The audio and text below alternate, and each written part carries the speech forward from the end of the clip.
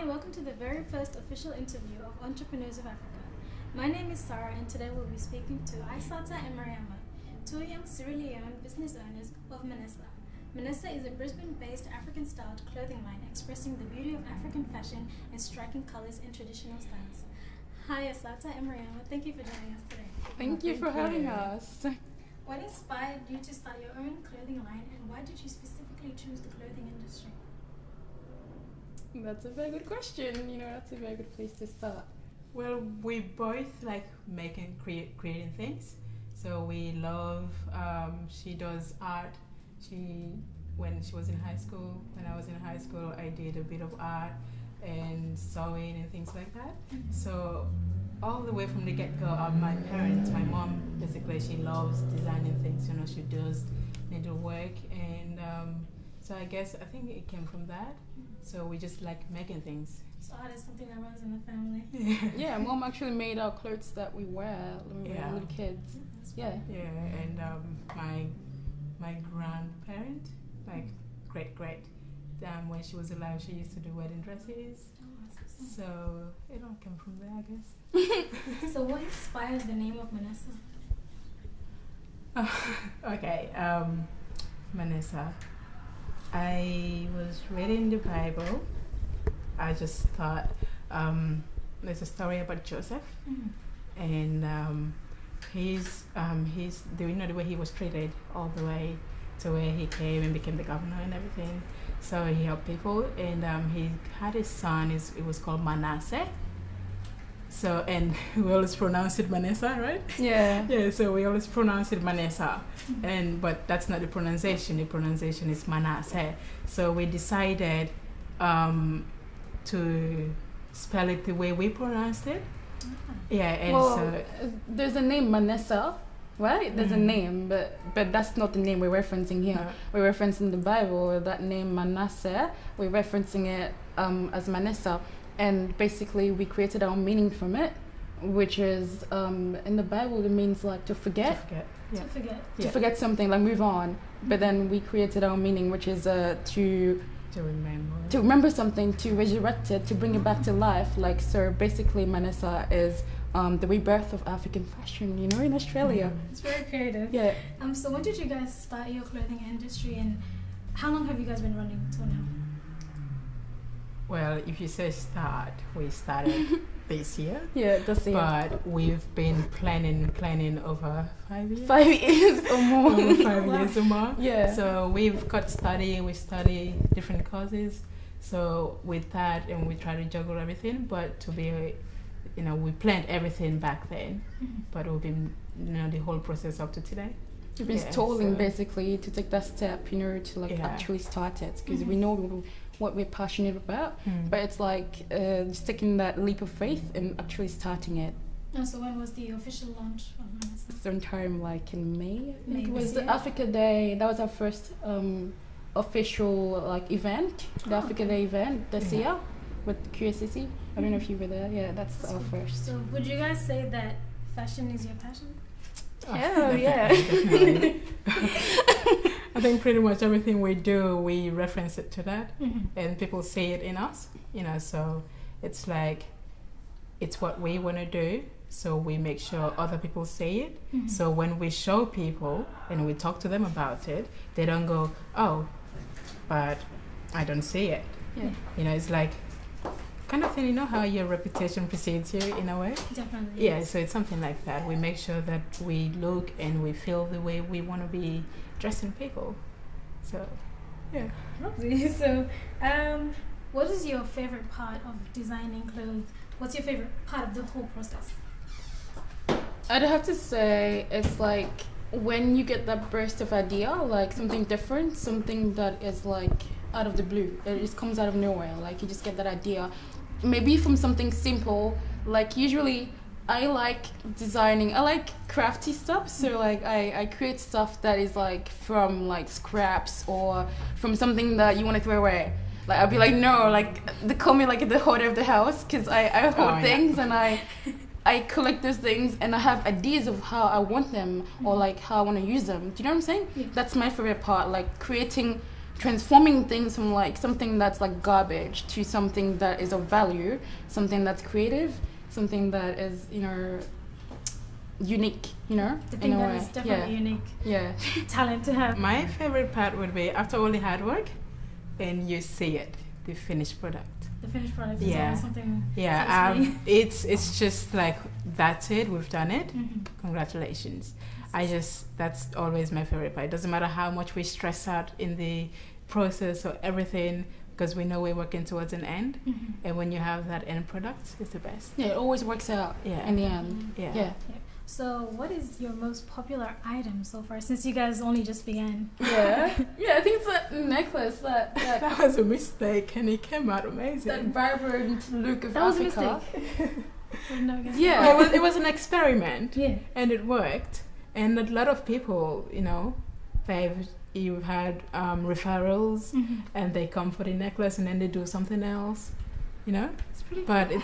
it's been the necklace when we took it to Africa Day, and yeah, pretty much. Yeah, but it's like it came not really like a mistake, but like it came from like inspiration and like just sitting down and just the idea just pops up, and then you see it somewhere else, like in the UK or something like that, and you're just like, Yeah. oh, like that was my idea though, but no, it's not. actually it's like you have to be unique. Like there's nothing. It's very hard to create something that is completely new. Yeah. Like in today's age, like you just see it somewhere else. Well, that is a pretty cool item. So, give us a brief overview of what it looks like to work with Manessah. So, are you guys working every day, and what's the time, and how does it work? Ah, okay. Well, as we said, we both study full time, so that kind of complicates things. As like, Sugar is different days, and I have different days. So like, we had to like negotiate the times that we meet and work together. Like sometimes it may be just one day that we work together that we're able to, and then I might come back in the evening after my classes and join her. You know what I mean? Like Yeah. we had to negotiate that way, and then like usually. We just go with the flow because we live in the same house. I mean, It's easy, so yeah. we know what each other's schedule is, and we know what we can do. Like usually we split things up so that she does this and I do that, Yeah. and then that's how we do it. It's fun though, because we stay up like till 1, Yeah. 2 a.m. or even 4 I a.m. mean, it in the has to be morning. fun. It's kind of like your own little Yeah, business. yeah, it's really fun. We just enjoy it. Okay. So, what are some really good business tips that you've learned from having your own business? Focus on the people. Yeah. So it's not all about selling a whole heap of stuff, but then you have to just bring it down a bit and focus on what a customer wants, and focus on the needs and bring quality things. So if you just want to do it quick and you're done, and then it's got no quality, it's got nothing to it that gives it that that edge, Yes. it's not good enough. So it's always about the quality for people who want it, because if you have it and it's got that quality and it's good enough, it just speaks for itself. You don't even have to try so hard to sell it. That's one thing I was So making a statement. Yeah. Yeah, and never take anything for granted. Like sometimes you get like gigs where like you have to go somewhere and sell something to like 10 people. I don't know, but like you can't take that for granted. Like as a designer, when you go out there, everything you do, it has to speak about what you are, like what brand you represent. It has to be in everything that you do, everything you wear, everything you say, the way you talk, the way you interact with people every day. It has to be your brand. Like Manessah is what we wear. We have just revamped our clothes. Like we want to be Manessah every day. It's not just something we're selling. We want to be it every day. So like you can't just take that for granted. When you go out there, you need to take every opportunity and like turn it around and do something with it. Absolutely. Yeah. So, did you have any previous training or knowledge of the fashion industry before you started? Okay. I'm pretty sure you have. I've done a diploma in fashion. Yeah. And during that time, I was like equipped with skills to make garments. So it's been a while now, and I decided to do the degree now. So that's what I'm doing. So it's getting there. That's pretty cool. Yeah, it's getting Yeah, there. she's more like structured, whereas like for me, I just come like I used to even not work with patterns because I just make things and cut it and like do it from my head, and I think okay, it's just like a theory, like I just bring it out of like experimenting. Like I just experiment with things, whereas like she's more like patterns and stuff, which I didn't really learn. Right. I only did that in like high school, and we didn't have much of that. So like most of what I know is from like watching things on the internet. I do a lot of YouTube, like I watch a lot, and I read fashion books, and I do all of that, and business courses. I do that at uni as my electives. And just anything to get more experience and gain more like insight into the fashion world. Definitely. So far running Manessah, I know you guys only just started, but how has it impacted your life in a positive way? Some positive impacts. There's a lot. It's like I can't just list one, but if I had to list like one, I can't think of one that I can. You can give us more than one. Yeah, I can give you more than one. Wait, yes. Well, basically, like now we're more bold. We're bolder with what we do. Like we're fearless. That's the message that we send out there. You have to be bold. Manessah is bold and it's fearless, and every day we become bolder and we become more fearless. Like every single day, that's something that I feel is amazing. Like I push myself every day. Like if I had to do like this interview or like something else out there, to go in front of people and talk, like even if I feel bad and I feel so nervous and I'm shaking, I like push myself and do it. And so that's confidence booster in a yeah, way. exactly. And we've gotten to the point where day in day out, we're just like, we get into a point where we know what we want, and we strive to get it. It's like, get out of my way, I just want it anyway, so we're gonna do it. That's so it's changed it well for the best. So have there been any negative impacts? Oh, a lot. I don't see it as negative. I just see it as more like learning experiences, because like it's not really negative. Like everything you do, if it's bad or good, like you're learning. And I'm just learning. We're both learning. Like if something bad happens, like if we end up like feeling like we want to pull out of something, like maybe it's an event that we want to pull out of or something like that, like we go through like the emotions of like, how can we solve this, and like that's an experience. Like even if it's something bad, like we don't have like funds or whatever to do something we want to do, but still like it's an experience. Like we have to find another route of finding something that we want, or like getting where we want to go. Okay, so far, any major or minor sacrifices you've had to take to like ensure the success of your business? Schoolwork. School. So timing. Like a lot of time. Going back and forth. So sleep. That's a big one. A lot of sleep. But I think if you have a vision, if your dream is sleeping and there's no action, it's a dead dream. That means there would be no success in it. But then if you have a vision behind it, and you know that it's going to work, and you know it's needed, then really at the end of it all, that sleep, yes, I'm going to finish, I'm going to graduate, that's good, right? And then the sleep then wouldn't really matter as much, because you're used to it. The goal is bigger. Do you know what I'm saying? Yeah, like you look at the bigger a picture. lot bigger. Then so I understand you've been planning it or thinking about it for 5 years. So whilst you were planning and thinking about it, did you see it happening? Did you think it was going to be successful? Yes, like every day. That's why we kept talking to each other, and we talked to the family, we talked to like parents and friends and everybody. And like we tell them our dream, but like it's not enough to just dream about it. It's enough to like you have to take action and make it come alive.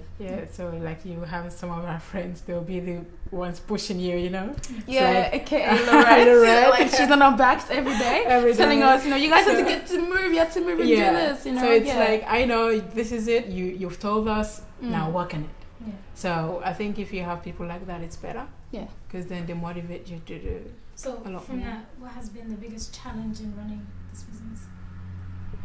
Challenge. There are many.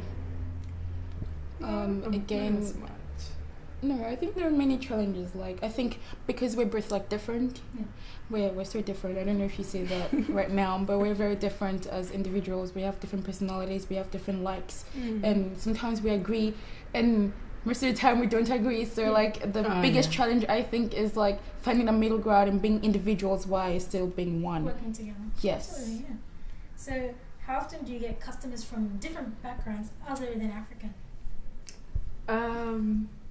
Not as much, but we would love to get some. Absolutely. Yeah, so we've had a few in, from New Zealand. Is she? Yeah, Can't remember. Kiwi, anyways. Yeah, so we have had a few in like different countries, but we do want non-Africans because it's our culture and we all know it. Yeah. But we also want to be able to spread it around to the Australian community because Australia is very diverse, So we want to be able to get people from Malaysia, everywhere, every country. It doesn't matter where you're from. That's what we think again, because we are sharing our cultural experience with theirs, so they'll get to know what we are as who we are as Africans. So it's not just to Africans. Yeah. So it's not just for Africans. No, yeah, it's not. It can't be. Everybody's welcome. Everybody's welcome. So far, has everybody's it welcome. exceeded your expectations, or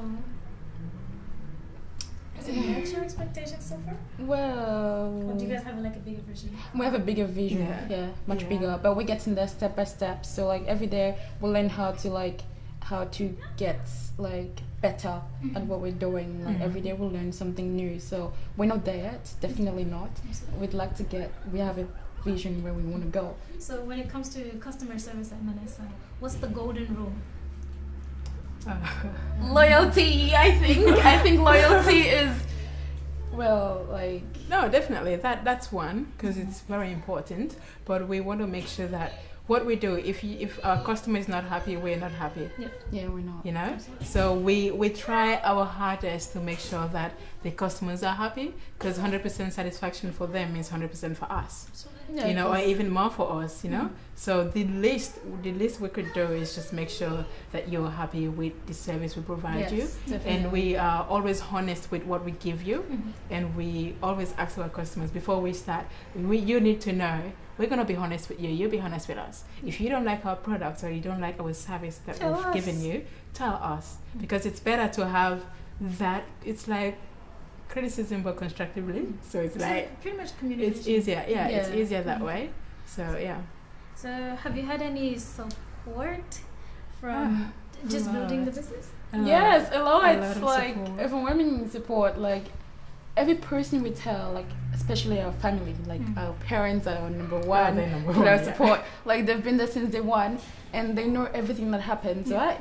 And they cope with it. Like these machines that make so much noise, but sometimes like when we're preparing for like market day, we might stay up the whole night and do that, and mom will come and help us. Do you know what I'm saying? Absolutely. So have you guys had any support from other businesses, like any other small businesses or anything? Yes, Ep1S has been helping us. Have you heard of it?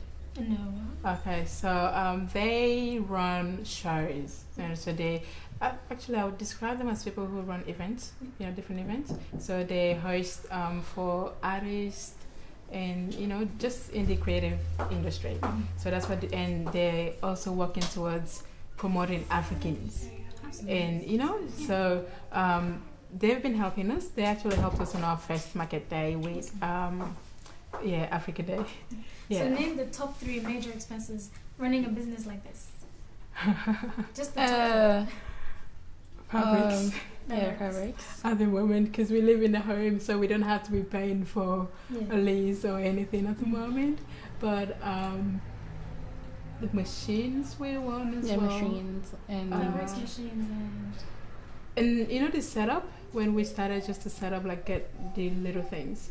Those were big ones. Finding, I think one of the other things that is most important, we still haven't found that person yet, is finding like a business partner, like a, what do you call them, like a consultant that could to find somebody who you can trust and like give your business over to them and be like, something of quality. Yeah, and to find that person, I think that's one of the expenses, because they're very expensive.